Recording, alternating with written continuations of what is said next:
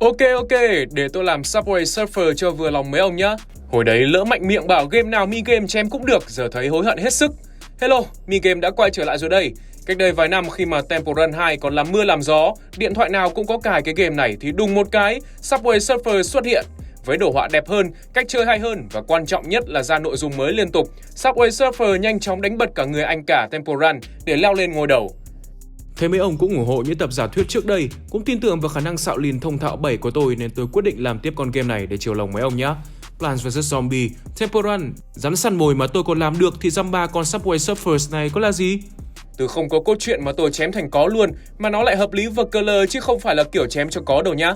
Giờ thì ngồi ngay ngắn và đội mũ bảo hiểm cho chắc để chuẩn bị cho những pha bao cua cực gắt đến từ mi game nhá. Let's go! Lưu ý khoảng hơn 80% những điều sắp đây đều là mình chém gió theo logic vặn vẹo của cái đứa viết nên video này. Xem cho vui, không vui thì đợi khi nào vui rồi xem nhá.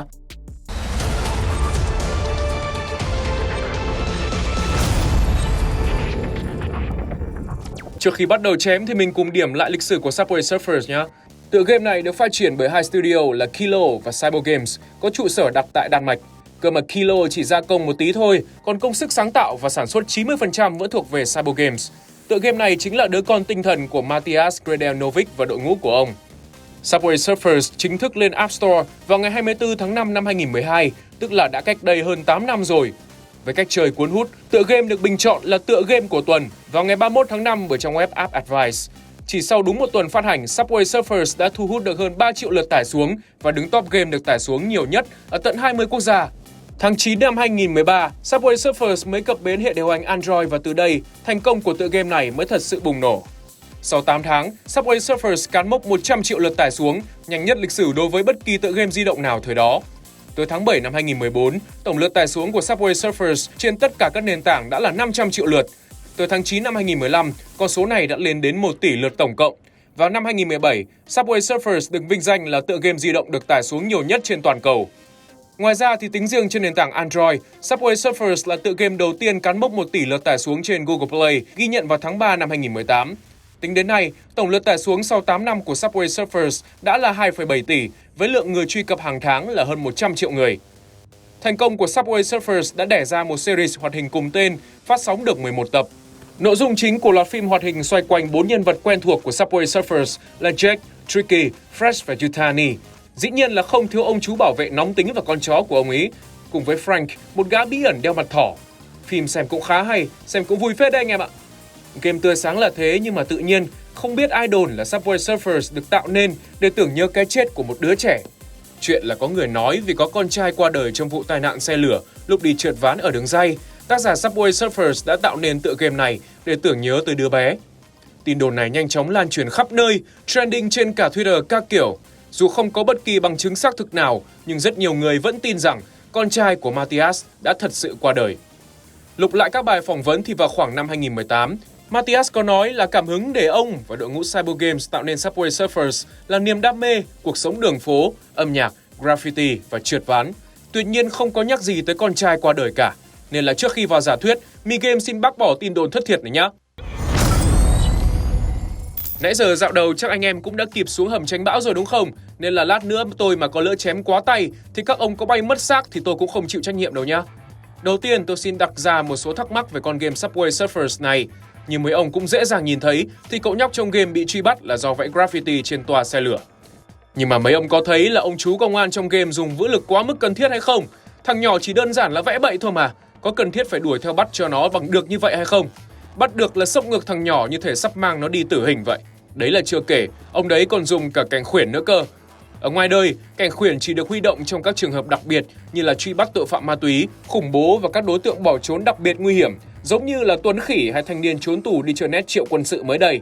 Vậy thì tại sao cái tội vẽ graffiti trong thế giới của Subway Surfers lại bị xem là nghiêm trọng, là nguy hiểm cho xã hội như vậy? Rồi một trong những chủ đề chính của Subway Surfers là World Tour. Theo đó, bối cảnh của màn chơi trong game cứ ít tuần là thay đổi một lần, trở thành những thành phố khác nhau trên thế giới. Tính tới nay chắc là cũng gần 100 thành phố rồi đấy. Tức là cậu nhóc của chúng ta đã đi khắp thế giới, vẽ graffiti tại các nhà ga ở mỗi thành phố mà cậu đặt chân tới. Và ở nơi nào cậu đi qua, lực lượng cảnh sát ở đó cũng đối xử với cậu y chang nhau. Tức là việc vẽ graffiti được xem là trọng tội ở tất cả các quốc gia trong thế giới của Subway Surfers. Vậy thì các hình vẽ graffiti trong Subway Surfers là gì mà cả thế giới phải chung tay chống lại thế nhỉ? Vẽ nguệch ngoạc mấy đường thôi chứ có phải là virus Covid-19 đâu mà bà chứ nó dữ như vậy. Khác với Temple Run thì những năng lực trong game không phải đến từ bản thân cậu nhóc mà là do cậu chơi đồ. Muốn hút mấy đồng xu thì tay cầm nam châm, muốn nhảy cao thì mang sneaker, còn muốn nhảy cao hơn nữa thì dùng cái cây nhún nhún này. Chứng tỏ là thế giới trong Subway Surfers chắc cũng tương lai hiện đại lắm mới có mấy món đồ xịn sò này. Và một việc khác nữa cũng nên nhắc tới là tất cả những nhân vật có thể mở khóa được trong game đều là mấy đứa nhóc choai choai cả. Tuyệt nhiên không có bất kỳ một người trưởng thành nào. Rốt cuộc thì mấy đứa nhóc trong Subway Surfers, chúng nó bị cái gì mà cứ đi ra đường vẽ graffiti bậy bạ để công an bắt làm gì vậy? Sẽ không tới trường học hành cho đàng hoàng nhỉ? Ba mẹ đâu mà cứ để cho tụi nó muốn làm gì thì làm thế này? Để tôi tổng hợp lại một lần nữa những mấu chốt mà giả thuyết của tôi cần phải giải quyết nhé. Thứ nhất, vẽ graffiti là trọng tội trong thế giới Subway Surfers, nước nào cũng ghét graffiti cả. Thứ hai, thế giới trong Subway Surfers rất hiện đại. Và thứ ba, chỉ có những đứa nhóc choai choai mới tham gia vào việc vẽ graffiti. Và tôi chỉ cần một chữ duy nhất để giải quyết ba vấn đề này thôi, đó là dystopia, phản địa đàng. Cho anh em nào chưa biết thì dystopia hay phản địa đàng là từ dùng để chỉ các xã hội, các thế giới phát triển theo hướng tiêu cực hoặc đáng sợ. Đây không phải là một khái niệm mới mà nó đã được dùng ở rất nhiều nơi trong vô số các tác phẩm văn học điện ảnh. Để tôi kể thử một vài tác phẩm cho anh em dễ hình dung nhé. Blade Runner này, Akira này, The Hunger Games, The Maze Runner hay Ready Player One. Đặc trưng của các tác phẩm thuộc dòng dystopia là thể hiện sự phi nhân tính, chế độ độc tài, thảm họa môi trường và các yếu tố liên quan đến sự thoái hóa xã hội khác. Trong một số trường hợp, dystopia có thể mang lý tưởng tốt, tích cực nhưng lại gây ảnh hưởng xấu do cách thức thực hiện quá cực đoan. Đây cũng là lý do mà các tác phẩm dystopia thường vẽ lên bức tranh bi quan về tầng lớp thống trị hoặc mô tả một chính quyền tàn bạo hoặc vô cảm, thống trị bằng nắm tay sắt. Rồi sự phân hóa giữa các tầng lớp xã hội cũng thường được nhắc tới. Tầng lớp thượng lưu thì sống trong nhung lụa, còn những người lao động thì phải chịu cảnh khổ cực đầy bi thảm. Ai giàu thì lại càng giàu, còn ai nghèo thì càng nghèo hơn. Sự phát triển của công nghệ trong xã hội dystopia thay vì mang đến tiến bộ cho nhân loại thì nó lại khiến xã hội chìm vào tiêu cực nhiều hơn, như là máy móc hiện đại quá nên ai cũng phụ thuộc vào chúng như trong Wall-E. Hay là nơi mà người ta mua vui bằng những môn thể thao bạo lực, nơi người tham gia lấy mạng sống mình ra để đặt cược, với mơ ước một cuộc sống tốt đẹp hơn nếu họ chiến thắng, giống như trong Alita, Battle Angel. Ok, vậy thì tất cả những thứ về dystopia này có liên quan gì tới Subway Surfers? Anh em chuẩn bị tinh thần tôi bo cua nhé. Theo tôi thì xã hội trong thế giới của Subway Surfers cũng là một dystopia, để tôi phân tích từ từ cho anh em. Trong giả thuyết của tôi thì xã hội trong Subway Surfers là nơi cực kỳ phát triển và giàu mạnh. Tất cả là nhờ sự tuân thủ tuyệt đối vào vị trí của mình trong xã hội của từng người dân. Chính phủ kiểm soát điều này bằng cách nghiêm cấm việc sinh sản tự nhiên. Thay vào đó, tất cả những đứa trẻ đều được sinh sản nhân tạo trong ống nghiệm.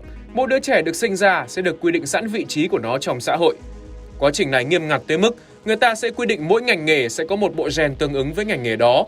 Ví dụ như nếu được quy định sau này trở thành bác sĩ, đứa bé sẽ có những gen khiến nó giỏi về các môn toán, hóa, sinh. Còn nếu được quy định làm công nhân, nông dân thì đứa trẻ sẽ có gen giúp nó phát triển cơ bắp, chiều cao, sức bền chẳng hạn. Nói chung là mỗi công dân đều được kiểm soát từ bé, ai cũng được định sẵn vai trò trong xã hội rồi. Trẻ con sẽ được giáo dục từ bé về vai trò sau này của nó, lớn lên ra trường lại được vào làm đúng chuyên môn của mình luôn. Một xã hội không có ai thừa thãi, không có thất nghiệp chắc chắn sẽ phát triển cực kỳ thịnh vượng. Dù vậy, một xã hội như thế cũng đẻ ra rất nhiều hệ lụy. Trẻ con sẽ không biết sáng tạo, không biết mơ mộng vì mọi thứ trong cuộc đời của chúng đều đã được định sẵn từ khi mới sinh ra rồi. Do công nghệ gen cực kỳ phát triển nên những loại gen quý như thông minh, xinh đẹp sẽ được các gia đình giàu có săn đón. Họ sẽ muốn con mình có những loại gen trội để sau này nó lại tiếp tục trở thành một người thuộc tầng lớp thượng lưu hơn nữa. Còn những người nghèo thì sẽ chỉ là những loại gen thừa thãi. Con cái của họ sinh ra cũng chỉ được làm những công việc tay chân mà thôi. Thế nên xã hội trong Subway Surfers sẽ bị phân hóa giàu nghèo cực kỳ nặng nề. Và điều này đưa chúng ta tới với những đứa trẻ trong Subway Surfers. Các ông có thấy là từ việc vẽ graffiti cho tới cách ăn mặc, những đứa trẻ này như là những kẻ nổi loạn vậy. Chúng đã vi phạm điều luật tối kỵ nhất của xã hội này, đó là chúng đã dám sáng tạo. Theo tôi, chúng là những đứa trẻ được sinh ra tự nhiên duy nhất trong xã hội này. Ba mẹ của những đứa trẻ này chắc hẳn xuất thân từ tầng lớp thấp kém. Họ đã thắc mắc về vai trò của họ, muốn thay đổi số phận chứ không tuân theo sự sắp đặt sẵn của xã hội nữa. Thế là sau khi nghiên cứu các tài liệu sinh sản của Nhật Bản, họ đã quyết định sinh con một cách tự nhiên và để nó tự quyết định cuộc đời của nó. Cơ mà ở cái xã hội chuyện sinh đẻ cũng được kiểm soát, Chắc hẳn mấy cái tài liệu sinh sản này bị cấm hoàn toàn và chính quyền tìm mọi cách để tiêu hủy chúng. Thế nên phim con heo trong thế giới của Subway Surfers nó còn quý hơn vàng, chẳng khác gì một cổ vật cực kỳ quý giá. Quay trở lại tựa game thì do những đứa trẻ này được sinh ra với khả năng sáng tạo, chúng đã thể hiện quan điểm của mình bằng những hình vẽ graffiti. Chúng quyết định chọn các ga tàu vì đây là phương tiện di chuyển phổ biến nhất trong các thành phố, mỗi ngày có hàng chục ngàn người sử dụng. Đây là bước đầu của một cuộc cách mạng nhằm lật đổ chính quyền và bãi bỏ quy định sinh sản nhân tạo này. Chúng quyết định đi khắp thế giới để tuyên truyền về cuộc cách mạng này. Và chính quyền của các nước tìm mọi cách để bắt được những đứa trẻ này, lý giải cho việc dù có bị bắt bao nhiêu lần, các đứa trẻ vẫn thoát ra được. Tôi nghĩ rằng do xã hội này đã quá quen với sự yên bình, tỷ lệ tội phạm bằng không nên nhà tù không hề tồn tại trong thế giới này. Người ta cũng không biết cách xử lý tội phạm như thế nào, nên dù có bị bắt bao nhiêu lần, với sự ma lanh của mình, lũ nhóc luôn tìm ra được cách trốn thoát. Và càng lúc càng có nhiều đứa trẻ được sinh ra tự nhiên hơn, và chúng tập hợp lại thành một nhóm và tự gọi mình là Subway Surfers, những kẻ thách thức chính quyền. Nhóm Subway Surfers đã sáng chế ra những vật dụng như là đôi giày để chạy nhanh và nhảy cao. Ở một xã hội mà gen chạy nhanh chỉ được dành cho các vận động viên, thì việc có những trang bị trợ năng như thế này cũng là điều dễ hiểu. Kiểu sinh ra không chạy nhanh được thì mình chơi đồ thôi. Đó là giả thuyết đầu tiên của tôi, nó hơi ảo một chút, nên là tôi cũng nghĩ ra một giả thuyết số 2 thực tế hơn. Đó là mấy thằng nhóc này chỉ đơn giản là một lũ mất dạy, vô ý thức mà thôi. Chúng là thành viên của một băng đảng quốc tế, nhiều khả năng là tội phạm ma túy. Điểm giao dịch là những nơi có hình vẽ graffiti của băng đảng. Vì là tội phạm ma túy nên mỗi khi truy đuổi, lực lượng cảnh sát phải dùng tới cảnh khuyển để đánh hơi. Lũ nhóc này thuộc tầng lớp thấp nhất trong các băng đảng. Nhiệm vụ của chúng chỉ đơn giản là đi giao hàng thôi. Do tội phạm là trẻ vị thành niên, cộng thêm việc các băng đảng có quyền lực quá lớn, chi phối được cả cảnh sát, nên là mỗi khi bị bắt thì chỉ cần xí ít tiền bảo lãnh hoặc là hối lộ là được thả ra ngay thôi. Lũ nhóc này khi giao hàng chắc cũng có chơi tí đồ, một kiểu để tăng lực khiến cơ thể sản sinh ra adrenaline và có thể chạy mãi không biết mệt. Rồi mấy đôi giày nhảy cao này nọ chắc là do chơi đồ rồi vừa chạy vừa tưởng tượng ra thôi. Nhiều lúc chạy nhanh quá rồi tự tông vào toa xe lửa đấy thôi. Rồi bọn nhóc này cũng là tội phạm xuyên quốc gia luôn, vận chuyển ma túy sang hết nước này đến nước kia. Phải là mua bán, vận chuyển ma túy thì mới phải chạy tới chạy lui như vậy.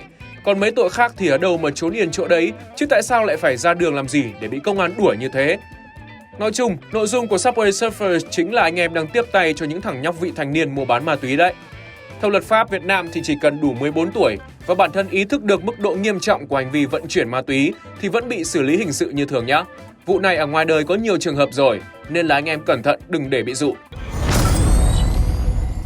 Ok, trên đây là giả thuyết của Mi-game về Subway Surfers. Anh em thấy có hợp lý không nào? Nếu hợp lý thì ấn like rồi comment khen tôi một cái cho tôi vui đi. Gì mà các ông cứ bình luận bảo tôi làm game này game kia, mà toàn game khó không ấy chứ. Khen nội dung video hay ho các kiểu để tôi còn có động lực chém gió tiếp cho mấy ông nào. Video mới sẽ lên sóng vào khung giờ quen thuộc 18 giờ, thứ 2, 4, 6 mỗi tuần. Cũng đừng quên nhớ subscribe cho kênh Mi-game nữa nhé. Mi-game có lớn mạnh, có sánh vai được với những kênh khác ở Nam Châu là nhờ công đăng ký của mấy ông đấy. Sau đây tôi sẽ đọc 5 comment xàm nhất của anh em trên kênh. Anh nông dân trồng nấm đông trùng hạ thảo có comment trong video top 5 game mắc VL là mắc hơn đông trùng hạ thảo của tôi luôn. Giá bao nhiêu vậy bạn ơi? Inbox giá cho tôi phát nào. Bạn Hokalin có thách tôi là đọc comment xàm xí này của bạn ấy. Thách tôi à? Đéo đọc. Bạn Chân đẹp trai có lời nhắn như sau. Thằng Sang lớp 10 A1 trả tao 5k. Nói chung thì cho bạn mượn tiền thì mất cả tiền lẫn bạn đấy mấy ông ạ. Đẹp trai thì phải khôn ra nữa nhá. Bạn gì tên Chân ơi? Bạn Quang Dương thì hack não chúng ta bằng comment sau. Có thể bạn không biết, nếu lật ngược 3107 lại thì sẽ ra chữ love. Ồ hay thế nhở? Tôi cũng không biết vụ này luôn đấy. Thế có người yêu chưa bạn gì ơi? Bạn Thang Chan muốn tôi đọc comment như sau. Mèo méo meo mèo meo. Con mèo ngu ngốc cute phô mai que xin chào cả nhà. Đây là nick clone của Trần Đức Bo à? Nếu không thì bạn nên xem lại gu của mình đi. Mặn phết đấy. Anh em nào muốn lên TV thì cứ tích cực comment nhé. Còn bây giờ thì xin chào và hẹn gặp lại.